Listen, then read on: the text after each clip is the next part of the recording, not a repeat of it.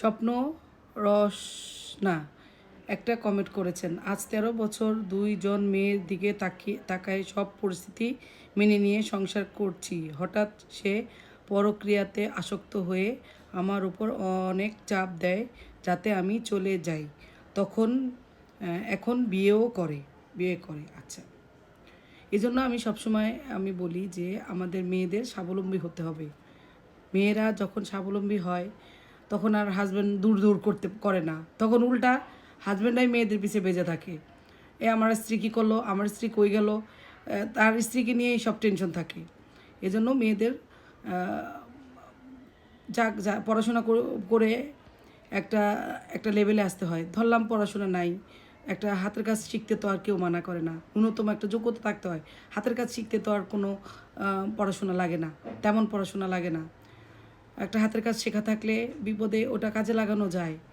এই যে এখন ১৩ বছর পর হাজব্যান্ড বলতেছে, এখন আপনি যদি ন্যূনতম কোনো যোগ্যতা থাকতো, আপনার যদি জীবন চলার মতো কোনো পরিস্থিতি থাকতো, মা বাবা ভাই বোনের উপর যে মানে এখন দেখা গেছে হাজব্যান্ড আপনাকে তাড়িয়ে দিলে বাপ মার বাসায় চলে যেতে হবে, তাদের উপরে যেয়ে পৌঁছতে হবে, এই কারণে হয়তো আপনি সহ্য করছেন।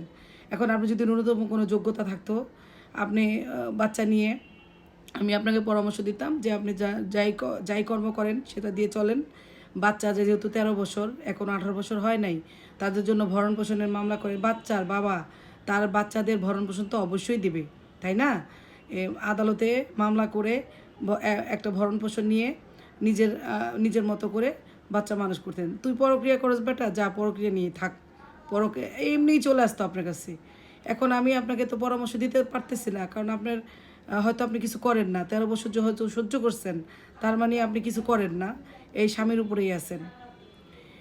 এখন দেখেন আল্লাহ ভরসা কি হয়। আপনি একটু দূর করা দরকার নেই হাজব্যান্ডকে, আপনি তার সাথে নমনীয়ই থাকেন। সেটা পরক্রিয়া করছে তো সেটা বেশি দিন টিকবে না, আপনার কাছে আপনার হাজব্যান্ড চলে আসবে আশা রাখি।